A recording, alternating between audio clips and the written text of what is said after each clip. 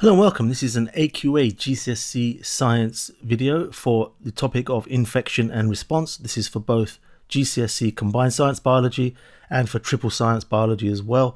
Timestamps in the description below, but other than that, let's get going.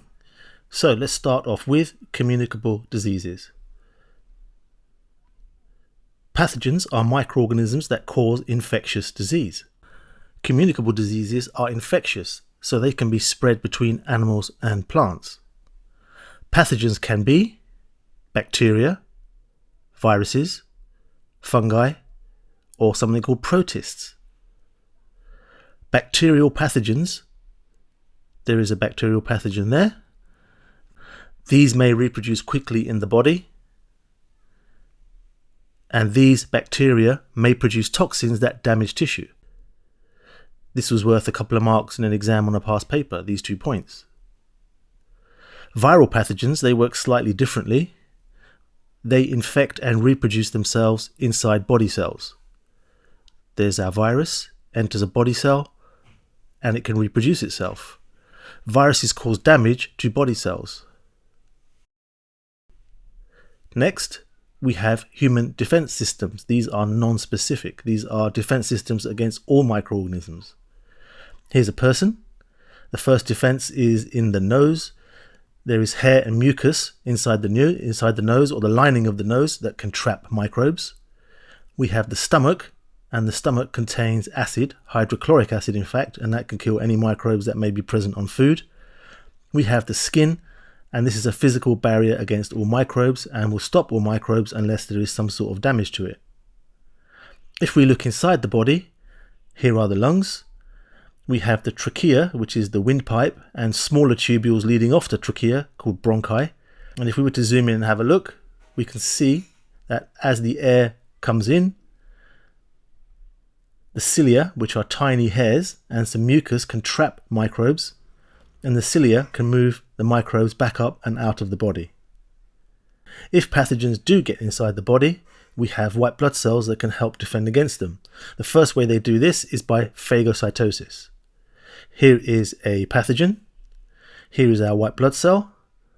And what can happen is that the white blood cell can move towards the pathogen, engulf or ingest it, and then digest it. So therefore it is destroyed. White blood cells can engulf or ingest and digest pathogens, so they are destroyed.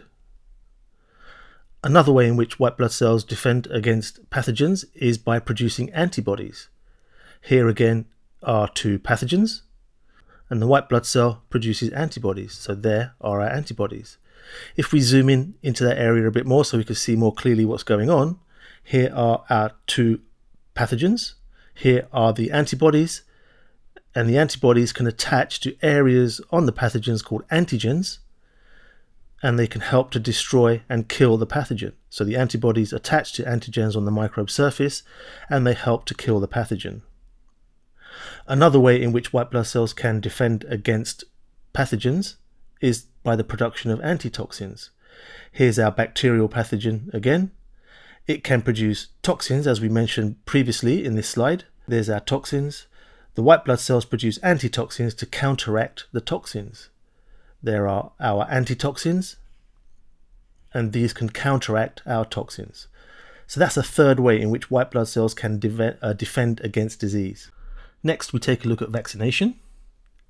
Here is a vaccine. Here is a person taking the vaccine. And inside the vaccine there, we have dead or weakened pathogens. Sometimes you can say dead or weakened or inactive pathogens. There they are. And the way vaccination works is a dead or weakened or inactive pathogen is injected into the body. White blood cells are stimulated to produce antibodies against the pathogen. Memory cells can then stay in the body. On reinfection or on infection with the real pathogen, antibodies are made quickly and in very large numbers. The pathogen is quickly killed and or destroyed. This is worth 3 or 4 marks on a question paper. I've seen it come up a couple of times, so these points would definitely get you the marks. Next, we're going to take a look at 7 types of pathogen and the disease they cause, how the disease is spread, the symptoms, and possible treatment and prevention. Quite a lot to go through here, so let's get going with this one. The first pathogen disease is caused by a bacterium. Bacterium is singular for bacteria. And the disease is salmonella food poisoning. This is spread by eating infected food. The symptoms include fever, abdominal cramps, vomiting, diarrhea, and this is caused by toxins from the bacteria. These toxins are a common theme when we talk about bacterial diseases. The prevention is by vaccinating poultry. Poultry is things like chicken, which is a common source of infection. However, if someone has a salmonella food poisoning, washing hands after using the toilet, disinfecting work surfaces, and washing hands before or when preparing food is prevention. The next one is gonorrhea, caused by a bacterium. This is a sexually transmitted disease. It's spread by sexual contact. The symptoms include a thick yellow or green discharge from the vagina or penis and pain on urinating. It can be treated with antibiotics, and the prevention is something like the use of barrier methods like condoms. The next disease is a viral disease, one we need to know about. This is called measles. It is spread by inhaling droplets from sneezes and or coughs. The symptoms include fever and red skin rashes.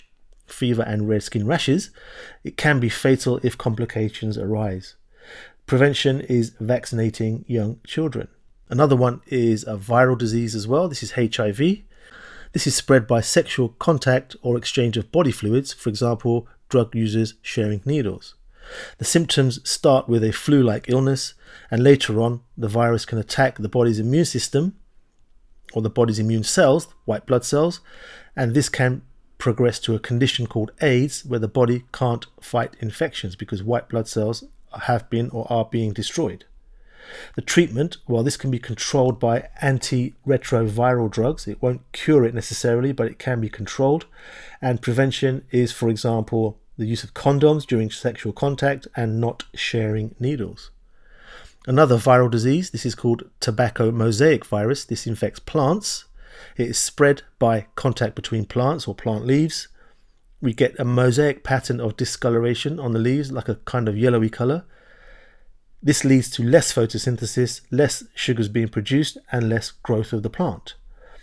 To treat this, we would remove and destroy, preferably by burning, the infected plants. The next disease is a fungal disease. This is called rose black spot. It is spread by wind or water, and its symptoms include purple or black spots on leaves, which turn yellow, so the leaves turn yellow and drop off early. This means less photosynthesis, less sugars produced, and less growth. Treatment is by removing and destroying the infected plants, or the use of something called a fungicide, which is a chemical that can kill fungi. The next one is a disease spread by a protist. This is malaria. This is spread by mosquitoes, which act as vectors, so they carry the protist and move it from person to person. The symptoms include recurring fever, and in extreme circumstances, this can be fatal. The prevention is preventing the breeding of mosquitoes or the use of something like mosquito nets when sleeping. So there are 2 bacterial pathogen diseases, 3 viral ones, 1 fungus one, and 1 protist one that you need to know and remember. Next, we're going to look at antibiotics and painkillers. Antibiotics help cure bacterial diseases. They kill bacterial pathogens. Specific antibiotics kill specific bacterial pathogens. Remember, antibiotics work on bacteria, not on viruses. So here are some bacteria. Those circles represent the antibiotic, and the antibiotic can kill the bacteria. So there's one type of antibiotic. There is a second type of pathogen in the orangey yellow color, and a second type of antibiotic that's used to treat that one. Bacteria can become resistant to antibiotics. This is a great worry for scientists because if we run out of antibiotics, we will not be able to treat very simple infections. Antibiotics cannot kill viral pathogens. Very important not to give antibiotics to someone who has a disease caused by a virus. The reason why, as we said before, viruses infect and reproduce themselves inside body cells, so it's very difficult to develop drugs that kill viruses without damaging cells and or tissues. Painkillers and other medicines treat symptoms of an illness, for example, headaches, fever, coughs, and that sort of thing. Painkillers do not kill pathogens, they only treat the symptoms. Antibiotics and painkillers and other drugs often come from chemicals found in plants. Discovery and development of new drugs. Traditionally, drugs are extracted from plants and microbes. One example is this one here. This is a type of flower called foxgloves. These were used or are used to produce a drug called digitalis. This is a heart drug and it comes from foxgloves. Another one is the painkiller aspirin, which comes from willow trees. You may have seen willow trees, they're quite common. This one here is a mold growing on an orange in this example, and the drug is penicillin, an antibiotic, and it comes from penicillium mold. This was discovered by somebody called Alexander Fleming. Testing and trialing new drugs. These are tested, the drugs are tested for toxicity, efficacy, and dose. So the steps are as follows. Firstly, possible drugs are selected to treat a targeted disease. Chemicals are either made by chemists or extracted from plants. These go to what's called preclinical trials. These are tested on cells or tissues or animals in the lab. If they are found to be safe, i.e. not toxic, the drug can then go to clinical trials. So we have tested for toxicity.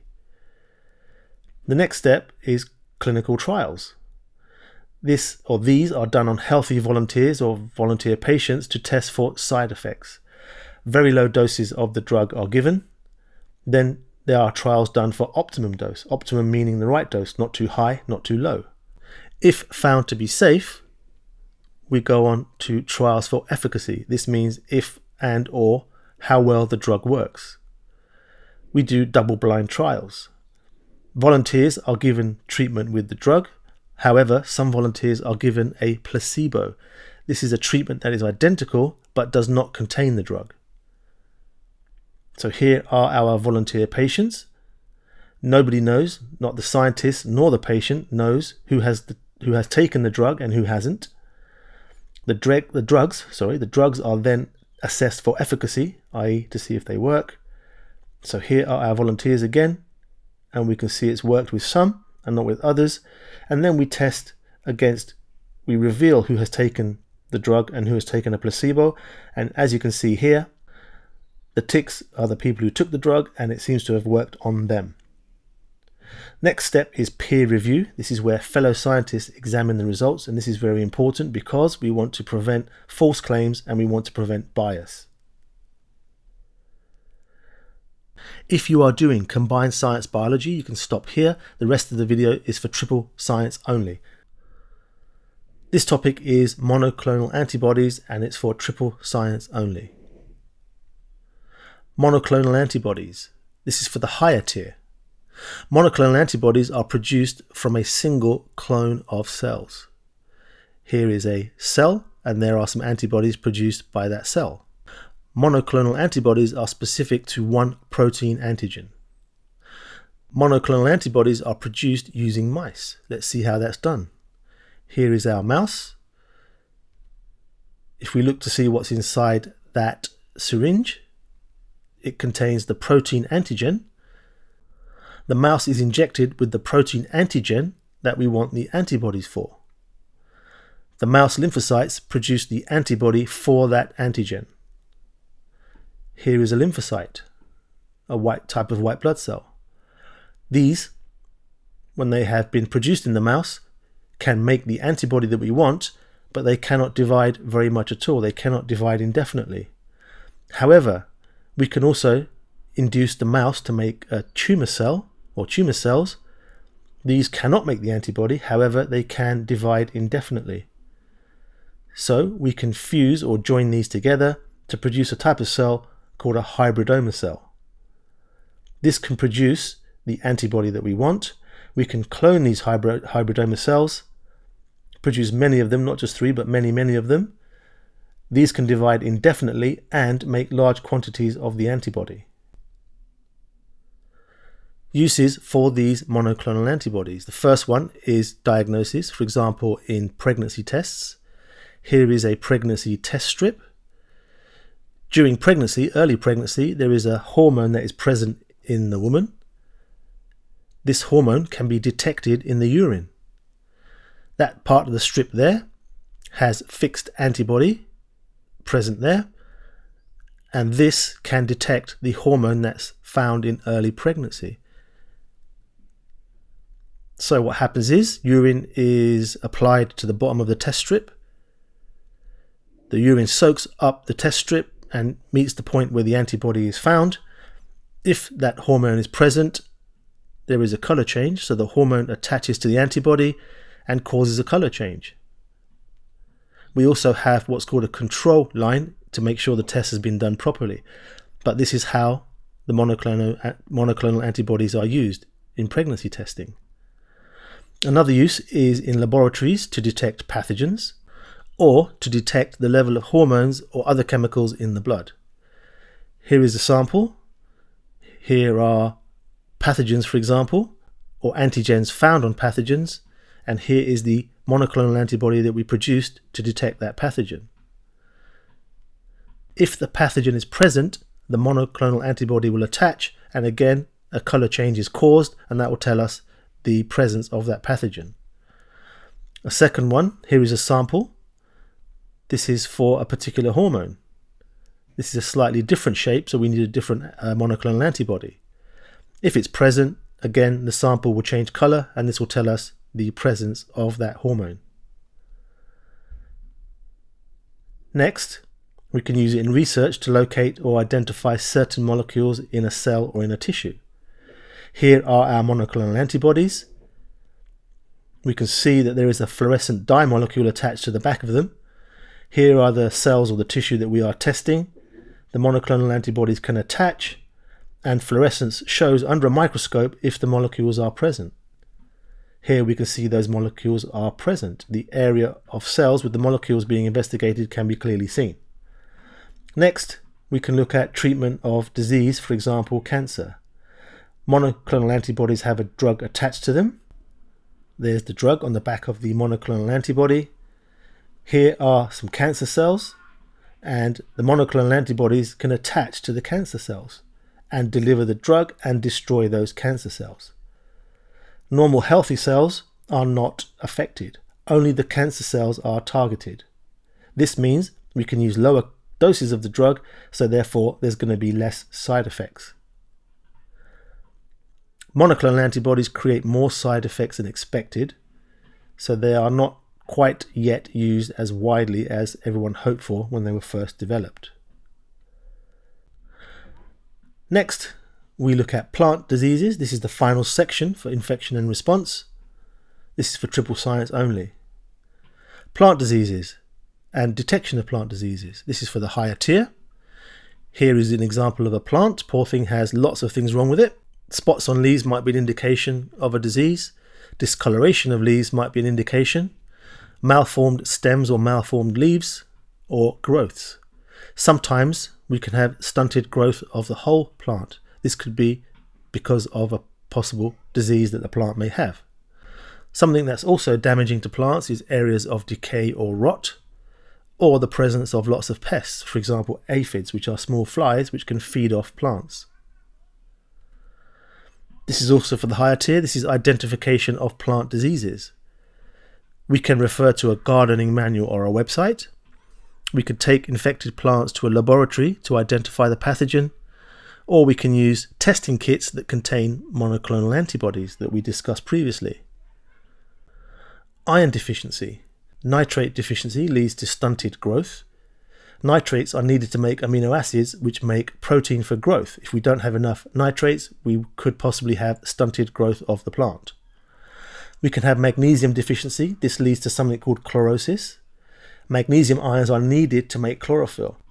Lack of chlorophyll means less photosynthesis and less production of glucose. Plant defense responses. Protection from invasion by microorganisms. We have physical defense responses.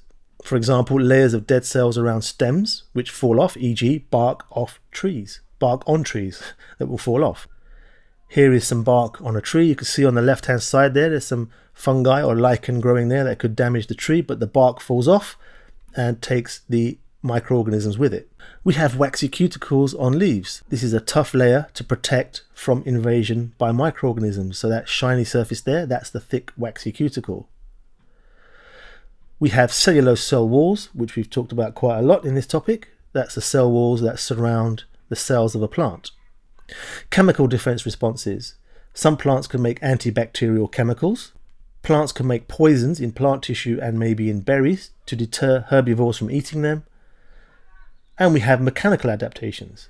Thorns and hairs to deter animals from climbing or eating plants. Here is an example of some thorns on a plant. And we have leaves which droop or curl up when touched. Or we have mimicry. That's when plants look like they are something else to trick animals to keep them away. So that's pretty much it, the whole topic of infection and response for combined science and triple science students. Thank you for watching, and I'll see you soon.